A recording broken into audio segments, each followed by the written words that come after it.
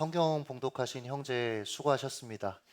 왜 너무 어려운 이름들이 그렇게 많이 나오는지. 작년 교육자 정책 세미나 기간에 서울에서 시간을 보냈습니다. 제가 교육자들한테 가고 싶은 곳을 골라라. 저는 사실은 남해나 거제나 이런 데 가고 싶었는데요. 이해가 안 되는데 서울에서 태어난 친구들이 많거든요. 근데 서울을 가고 싶답니다. 그래서 갔어요. 교육자 아침을 제대로 준비하고 싶었던 이병준 목사 총 담당이었거든요. 그때 그 시간들. 이촌에 있는 유명한 빵집을 찾아냈는데 아침이면 그날 만든 빵이 다 팔려 나가는 곳이라고 막 이렇게 어필을 하더라고요. 분명 전날 밤에 제게 목사님은 늦게까지 자고 있으면 된다. 우리 교육자들이 알아서 일어나서 자전거를 타고 서울역에서 이촌까지 다녀오겠다고 해놓고 당일 아침 이병준 목사 외에는 다들 꿀잠을 주무시고 계셨습니다. 어쩌겠어요. 조금 더 나이를 더 먹은 제가, 아침잠 없는 제가 일어나서 가야죠. 같이 자전거를 타고 이촌역 근처에 있는 빵집에 갔습니다. 이 목사가 분명히 한 20분 걸린다고 했는데 도착해 보니까 한 40분 이상 걸렸어요. 대체 얼마나 맛있는 빵이길래 이고생하며 와야 되나 싶었습니다, 사실. 빵을 사들고 자전거를 타고 다시 이촌에서 서울역까지 이동했습니다. 그것도 한번 타봐야 된대요. 그 서울에 있는 그 따릉이를 타봐야 된대요. 안 타도 될 것 같은데 대체 얼마나 맛있는 빵이길래 이 고생하며 와야 했나 그 생각하면서 가자마자 숙소에 도착하자마자 빵을 맛봤습니다.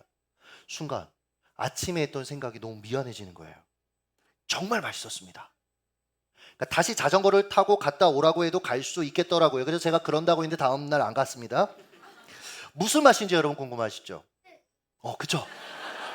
알려드릴게요. 한 번 먹으면 계속 먹고 싶은 맛입니다. 허무하지? 네. 여러분, 하나님의 은혜가 이와 같다라는 말씀을 좀 드리고 싶습니다. 한 번 맛보면 계속 맛보고 싶습니다. 그러니까 이거는 맛보지 않으면 사실 모르는 거예요. 저희 하함이가 이제 좀 크니까 얘기해요. 또 예배 드려야 돼요? 왜냐하면 그게 뭔지를 아직 맛보지 못하니까 당연한 반응이, 저도 그랬거든요. 내가 왜 예배 드려야 되지? 근데 어느 순간 은혜를 맛보기 시작하는 거예요. 그러면 다른 것들로 대체할 수가 없는 겁니다. 그래서 계속 더 맛보고 싶어서 어떠한 불편함과 대가를 감수하고라도 우리는 하나님의 은혜 앞에 서는 것이죠. 느헤미야 백성이 그러했습니다.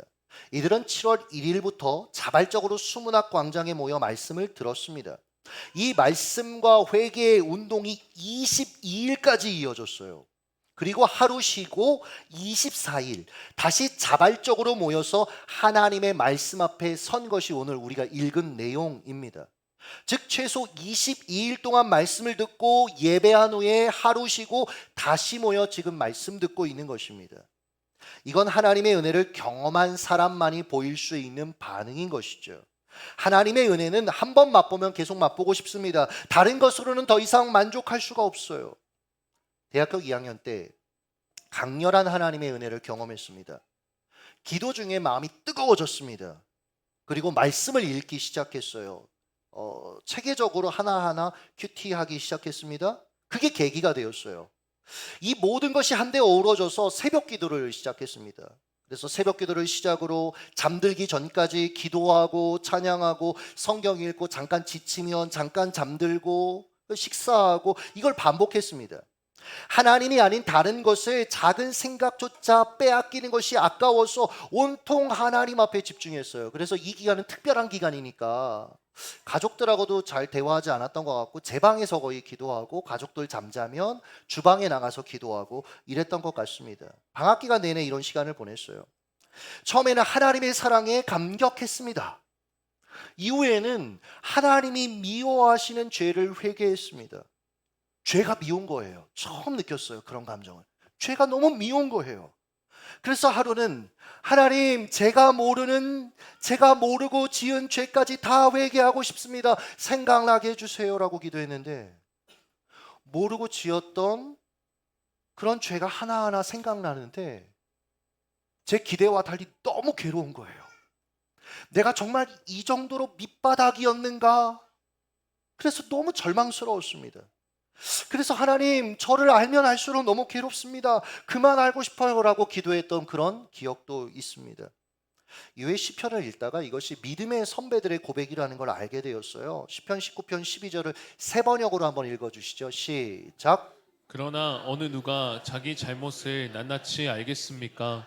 미처 깨닫지 못한 죄까지도 깨끗하게 씻어 주십시오. 네, 이렇게 죄를 회개하자 하나님을 향해서 제 삶을 드리고 싶다라는, 헌신하고 싶다라는 어떤 강렬한 열망이 저를 사로잡기 시작했습니다. 그 전까지만 해도 무슨 찬양 불렀냐면 되게 우울한 찬양 있죠. 내 내면의 어떤 고달픔, 아침 안개 눈앞 가리듯, 뭐 나의 약한 믿음 의심 쌓일 때, 맨날 이런 거 불렀어요. 그런데 하나님의 그 은혜와 사랑이 경험되어지고 죄를 회개하고 나니까 헌신하고 싶은 거예요. 그래서 그때 불렀던 게 우리의 심령 주의 것이니 당신의 형상 만드소서. 주 인도 따라 살아갈 동안 사랑과 충성 늘 바치오리다. 처음으로 저를 헌신하고 싶은 고백들을 참 많이, 이 외에도 너무나 이런 찬양들을 많이 불렀던 것 같아요. 아마 이 유다 백성들도 느헤미야와 함께 이런 영적 감각을 느끼고 있었을 겁니다. 3절이에요. 같이 한번 읽습니다. 시작. 이날에 낮 4분의 1은 그 제자리에 서서 그들의 하나님 여호와의 율법책을 낭독하고, 그러니까 낮 4분의 1, 3시간입니다. 이들은 3시간 동안 일어서서 하나님의 말씀을 들었습니다. 하나님의 은혜가 경험되자 서서 말씀 듣는 불편함은 문제도 아니었던 거예요. 이후 3시간은 하나님의 말씀을 떠나 내가 기준되어 살았던 마음의 태도와 생각, 그로 인해 파생된 삶의 결과물들을 회개하기 시작합니다. 그리고는요, 하나님을 경배했습니다.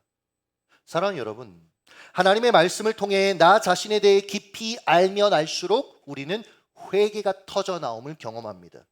반면 하나님에 대해 알면 알수록 하나님을 경배하게 되는 거예요. 여러분, 우리가 인격이 아름답고 사람을 존중하는 사람, 세상을 보는 관점이 탁월하고 상황을 지혜롭게 해석하는 사람, 먼저 희생하고 사랑하는 사람, 사랑으로 나를 대해주는 그 사람 앞에 서면 어때요? 그와 나의 차이에서 오는 존경의 마음이 떨림으로 느껴질 때가 있어요. 그 앞에 서는 것만으로 내 마음가짐이 새롭게 되고, 그가 아무 말도 하지 않았는데 위로를 얻는 그런 것들을 우리가 경험하지 않습니까? 게다가 누군가 그에 관해 대화할 때 나도 모르게 그의 삶을 칭송하고요, 그가 한 일이 마치 내가 한 일처럼 기뻐하고 즐거워하는, 자랑하는 그런 삶을 우리가 경험하지 않습니까? 하물며 온 세상을 창조하신 하나님, 지금도 온 세상을 다스리시는 하나님, 여러분 지금도 보십시오. 전쟁이 왜 일어납니까? 다른 나라 내가 더 차지해 보겠다고, 내가 다스려 보겠다고, 안 되지 않습니까? 여러분, 지금 역사상 아무리 강력한 나라도, 아무리 강력한 군사력도 여러분 그것을 구현해낸 사람들은 없습니다. 그러나 하나님은 온 우주를 다스리십니다. 여러분, 그분이 우리를 죄로부터 구원하셨습니다. 사랑과 인내로 지금도 나를 대하고 계십니다. 내 삶에 필요한 것을 임의하시고 준비하시고 공급하시고, 여러분 날마다 우리를 향하여 함께 하시는 그 하나님을 향해, 그 하나님이 어떤 분인지를 우리가 알면 알수록 존경과 떨림, 칭송과 경배가 터져 나오는 건 당연한 일이라는 거예요. 그런데 우리가 어느 순간 이 감각을 잊어버렸습니다. 언제부터입니까? 말씀을 향한 중심을 상실한 이후부터입니다. 말씀이라는 안경이 내 어두워진 영적 시력을 교정해 주어야만 하나님을, 세상을, 나 자신을 제대로 볼 수 있건만, 내 시력은 문제없다며 내 눈에 보기 좋은 대로 살다가 하나님과 멀어진 이후부터입니다. 그런데 말씀을 듣다가 이 느헤미야와 백성들의 영적 시력이 여러분 교정된 것입니다. 그러자 회개가 터져 나옵니다. 그러자 하나님을 향한 경배가 터져 나왔던 것이에요. 5절을 여러분 현대인의 성경으로 한번 읽겠습니다. 시작. 자, 일어나 영원히 계시는 우리 하나님 여호와를 찬양합시다. 그러자 에스라는 이렇게 기도하였다. 주의 영광스러운 이름을 찬양합니다. 주의 이름은 인간의 언어로 표현할 수 없을 만큼 위대합니다. 아멘. 하나님이 누구신지 깨닫자마자 그들의 예배의 태도가 달라졌습니다. 예배의 관심이 달라졌습니다. 이전까지는 내 상황이 중요했어요. 내 아픔, 내 어려움이 더 생생했습니다. 그래서 예배는 단순히 내 어려움을 토로하고 위로받는 시간 정도로 여겼습니다. 그런데 이제 하나님을 말씀을 통해 경험하고 나니, 하나님이 어떤 분인지를 깨닫고 나니, 내 존재가 어떤 존재인지를 깨닫고 나니 이제는 변한 거예요. 그래서 하나님의 위대하심을 선포하기 시작합니다. 사랑하는 여러분, 삶이 힘들 때 우리는 하나님을 땅으로 끌어내립니다. 내 삶의 문제에 갇힌 존재처럼 취급합니다. 여러분, 아니요. 예배는 주님의 높고 위대하심을 선포하는 것입니다. 그 앞에 경배하는 것입니다. 이때 누리게 되는 강력한 힘이 있어요. 20대 중반에 여러 상황으로 마음이 너무 힘들어서 무작정 교회에 갔었습니다. 기도할 힘조차 없는 거예요. 그래서 교회는 왔으니까 찬양이라도 불러야 되겠다. 근데 막상 찬양을 부르려고 하는데 여러분, 뭘 불러야 되는지 생각조차 하기 싫고 생각도 안 나는 거예요. 그래서 당시에 찍기 신공을 발휘했습니다. 찬미 1500 아시죠? 네, 참 많이 불렀어요. 찬미 1500. 이거를 그냥 탁 펴서 제일 먼저 눈에 띄는 그 곡을 부르기로 마음을 먹고 탁 폈습니다. 근데 하필 생명 죽게 있네가 나온 거예요. 야, 이 기분으로 이런 찬양 어떻게 부려요? 이거잖아요. 생명 죽게 있네, 이런 찬양 아닙니까? 그래도 또 되게 저는 그런 사람이에요. 약간 마음 먹었으면 또 해야 되고 약속했으면 해야 되고, 그래서 또 불렀습니다. 처음엔 개미 소리만큼 정말 기어가는 소리로 불렀습니다. 생명 죽게 있네. 그리고 다시 한번 불렀습니다. 또 불렀습니다. 그런데 제가 입술로 선포한 그 고백이 다시 제 귀에 들리기 시작했습니다. 아, 생명 죽게 있지, 능력 죽게 있지, 소망 죽게 있지. 순간 가슴이 뜨거워지면서 생명도 능력도 소망도 죽게 있는데 왜 내가 지금 낙심하고 있지? 라는 생각과 함께 텅 빈 그 예배당에서 홀로 일어나 기뻐하면서 막 춤추면서 찬양했습니다. 그런데요, 찬양 딱 마치고 났는데 제가 왜 힘들었는지도 기억이 안 나더라고요. 그런 감정이 온데간데 없이 사라지고 내면이 든든해져 있더라고요. 사랑하는 여러분, 힘들고 어려울 때 주님을 내 마음 가운데 끌어들여서 주님까지 우울해야 한다라고 여러분 우리가 강요할 것이 아니라 주님을 바라보시길 예수님의 이름으로 축복합니다. 물론 여러분, 때로는 힘든 마음이 있다면 여러분 그 마음 하나님께 올려드리는 게 맞습니다. 그러나 거기서 멈추지 말자는 얘기입니다. 때로는 힘든 마음이 아니라 하나님을 그때 묵상해 보시는 겁니다. 하나님이 어떤 분인지 자신에게 선포해 보는 것입니다. 우리는 너무 자주 나의 내면의 소리가 내게 하는 설교에 귀를 기울이며 살아가는 나머지 불안해하고 힘들어합니다. 마틴 로이드 존스가 이 상황을 이렇게 잘 묘사했어요. 읽어드리겠습니다. 우리가 살면서 겪는 불행 대부분은 우리가 자신에게 말하는 대신 자신에게 귀 기울이기 때문에 일어난다. 아침에 눈 뜨는 순간 당신의 머릿속을 스치는 생각들을 떠올려 보라. 당신은 원하지 않지만 그 생각들은 당신에게 말을 걸고 어제의 골치 아픈 문제들을 상기시킨다. 당신에게 말을 거는 이 사람은 누구인가? 바로 당신의 자아이다. 이때 우리는 어떻게 하면 될까요? 내면의 소리에 귀를 기울이는 대신 자신에게 진리를 설교하는 겁니다. 하나님의 말씀을 선포하는 겁니다. 하나님이 어떤 분인지 설교하는 겁니다. 시편 42편의 시인이 그렇게 했죠. 11절, 내 영혼아 내가 어찌하여 낙심하며 어찌하여 내 속에서 불안해하는가. 시인은 머릿속에서 걱정이 끊이지 않고 한없이 가라앉은 기분을 느꼈습니다. 그러나 거기에 멈추지 않았어요. 내면에게 진리를 설교했습니다. 이렇게요. 너는 하나님께 소망을 두라. 나는 그가 나타나 도우심으로 말미암아 내 하나님을 여전히 찬송하리로다. 할렐루야. 여러분, 마음이 많이 어려울 때 성경을 소리내서 좀 읽어보십시오. 그러니까 그냥 읽지 마시고요. 그러면 더 가라앉아요, 여러분. 오히려 성경을 내가 요즘 여러분 뭐 드라마 성경이나 성우들이 이렇게 읽어주는 거 있죠? 마치 그런 것처럼 여러분 음악 틀어놓고 여러분이 그 진리의 말씀을 여러분 강력하게 한번 선포해 보십시오. 선포할 때에 하나님께서 역사하시는 은혜들이 있어요. 자, 여러분들이 이 풍성한 은혜들을 많이 누리시길 예수님의 이름으로 축복합니다. 자, 이후 느헤미야와 백성들은 자신의 과거를 하나님의 시각으로 돌아보는 작업들을 합니다. 그게 7절부터 37절, 더 크게 보면 38절까지의 긴 내용인데요. 그중 우리는 9절만 읽어보겠습니다. 읽습니다. 시작. 주께서 우리 조상들이 애굽에서 고난받는 것을 감찰하시며 홍해에서 그들의 부르짖음을 들으시고. 잘 보세요. 하나님의 시각으로 보니까 출애굽은 자신의 백성의 고통을 돌아보신 하나님의 사랑이었습니다.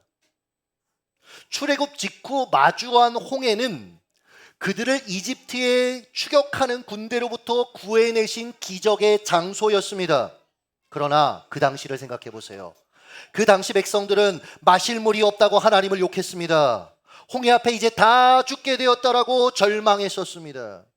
사랑하는 여러분, 무엇을 내가 지금 보고 있는가 이상으로 중요한 건 어떤 시각으로 보고 있는가예요. 나는 어떤 시각으로 이 인생을 해석하고 있는가, 내 삶을 해석하고 있는가.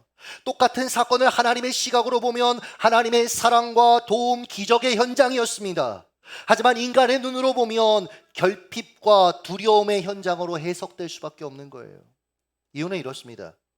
사람은 가만두면요, 긍정적인 것보다 부정적인 것을 보고 기억하는데 빠르기 때문에 그래요. 수많은 팬들의 사랑을 받는 연예인들을 생각해 보십시오. 그들을 향한 찬사의 댓글이 얼마나 많습니까? 그러나 극소수의 팬들이 부정적이고 악한 댓글을 써요. 그리고 그걸 읽습니다. 그리고는 어떻게 해요? 목숨을 끊어요. 좋은 것보다 부정적이고 나쁜 것이 먼저 보이고 더 강렬하게 기억에 남기 때문에 그렇습니다. 우리도 이렇게 살 가능성이 큰 존재입니다. 나의 과거 함께 하신 하나님, 역사하신 하나님에 대한 기억보다 내가 받은 상처와 아픔, 실수와 실패에 대한 기억만 붙들고 살아가는 거예요. 그 결과 여전히 그 아픔과 상처에 묶여 사는 겁니다. 이렇게 내 인생을 보면 여러분 불행해져요. 분노하게 됩니다. 트라우마가 작동할 수밖에 없습니다. 그러나 성경은 하나님의 시각으로 우리의 삶을 새롭게 볼 수 있도록 도와주는 책입니다. 여러분, 광야가 있었지만 광야에서 우리를 보호해 주신 하나님의 손길을 성경은 보게 합니다. 대적들의 공격이 있었지만 그 공격으로부터 우리를 지켜주신 하나님의 역사를 보게 한단 말이죠. 아, 그때 하나님 때문에 승리했구나, 하나님의 은혜가 있었구나. 한 미국인 목회자가 집회 인도차 공항에 내렸는데 이제 교회까지 가는데 너무 시간이 촉박한 거예요. 이 비행기가 좀 딜레이 되면서 택시를 타고 급히 이동 중이었습니다. 집회 시간은 다가오는데 문제는 가는 길 곳곳마다 도로 공사를 하는 거죠. 그 여파로 이제 차량이 막히는 겁니다. 짜증이 나더래요. 아니, 밤에 공사를 하지 왜 낮에도 대체 공사를 하는 거야. 저도 가끔 죄송합니다, 고속도로 갈 때 그런 얘기를 아내한테 한 적이 있습니다. 너무 찔리더라고요. 이 나라는 왜 이렇게 시스템이 엉망인 거야 라고 생각하고 있는데 앞에 있는 필리핀 출신의 운전기사가 웃으면서 이렇게 얘기하더래요. 정말 좋은 나라죠? 대체 무슨 말도 안 되는 소리입니까? 라고 반문하고 싶은 그 찰나 그가 이렇게 얘기했답니다. 제가 살던 나라는 도로가 부서지면 바로 고쳐주지 않았습니다. 나라가 가난했고 그나마 있는 돈은 고위층이 다 해먹어서 국민들을 위해 이런 공사를 할 여력이 없었습니다. 그에 비해 미국은 도로가 망가지면 즉각 고쳐주니 얼마나 좋은 나라입니까? 그의 말을 듣는데 잠시 전에 자신이 했던 그 생각들이 너무 부끄럽더래요. 교통체증만 생각하다가 자신이 속한 나라의 좋은 점을 보지 못하고 원망했기 때문이죠. 우리의 삶도 마찬가지입니다. 내 삶의 어두운 것만 봅니다. 고통과 실수, 아픔만 봅니다. 그러다 하나님의 말씀에 사로잡혀 하나님의 시각으로 이 인생을 보기 시작하면 광야의 아픔이 아니라 광야의 은혜가 보이기 시작하실 겁니다. 사람에게 배신당했지만 하나님은 나를 결단코 실망하게 한 적이 없음을 발견하게 되실 것입니다. 배가 고팠죠? 그러나 만나와 메추라기를 공급해 주신 하나님의 은혜가 보일 것입니다.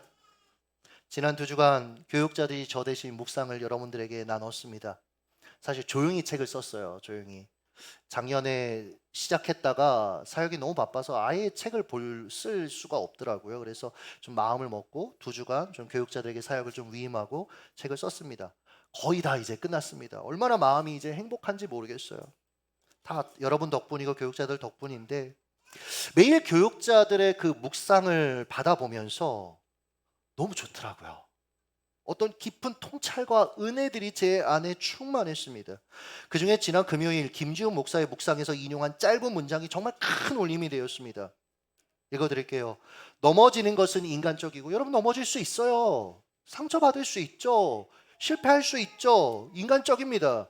그런데 넘어진 채 머물러 있는 것은 마귀적이며 다시 일으키는 것은 그리스도적이다. 할렐루야.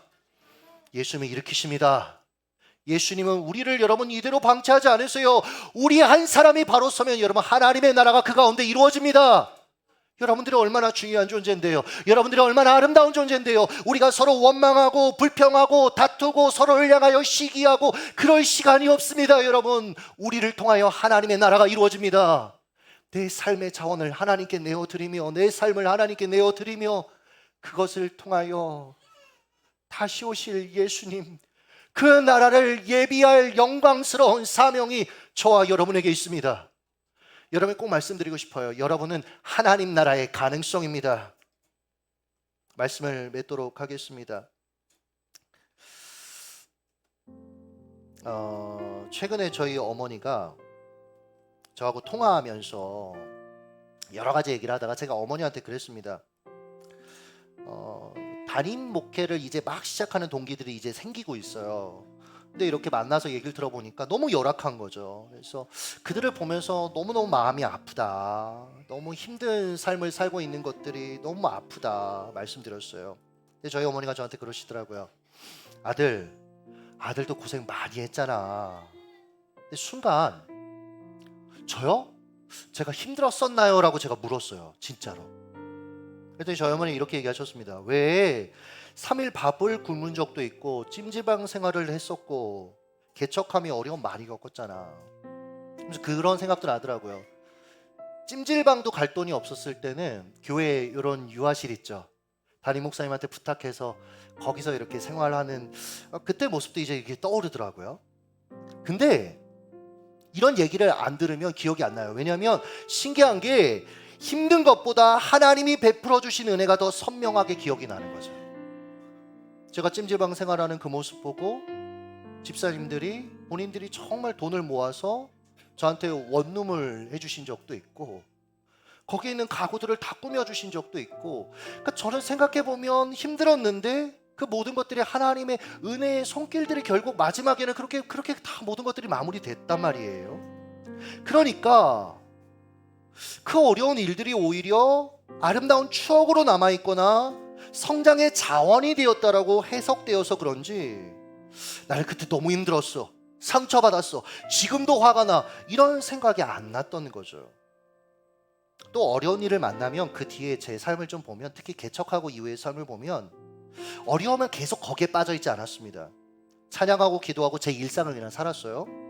그리고 나를 사랑해주는 이들과 같이 밥 먹고 특히 여행 많이 다녔습니다. 교육자들하고도 여행 많이 다니고 우리 성도들하고 여행 많이 다니고, 참 생각해보면 예전에 여행 많이 다녔어요. 그러니까 같이 막 50명 60명씩 이렇게 여행 막, 지금 생각해보면 그 떼거지로 왜 그렇게 다녔나 싶은데 너무 좋았어요. 그래서 여러분들 올해 그걸 좀 경험하게 해드리고 싶은 것 같아요. 그러니까 그런 일들 때문에 오히려 더 좋은 추억만 선명하게 남아있더라고요. 어려움을 만났을 때 팁 하나만 알려드리겠습니다. 내가 통제할 수 없는 상황은 하나님께 그냥 맡겨드리십시오. 여러분, 내가 할 수 있는 거 아닙니다. 지금 당장 해결되어야 한다라고 여러분 생각하지 마시고요. 해결이 안 돼도 하늘이 두 쪽 나지 않으니까 여러분 조급해하지 마십시오. 하나님의 때 하나님의 방법으로 내가 생각하는 것보다 더 좋은 결과가 주어질 것입니다. 인생은 내 뜻대로 가는 게 아니에요. 우리한테 중요한 건 뭐냐면 매 순간 하나님이 쓰시기에 편한 사람으로 준비되어 있는 것입니다. 그러니 삶이 힘들다고 하나님을 땅으로 끌어내리지 마십시오. 오히려 눈을 들어 하나님을 바라보십시오. 자신에게 하나님 진리를 설교해 보십시오. 승리하시길 예수님의 이름으로 축복합니다. 기도하겠습니다.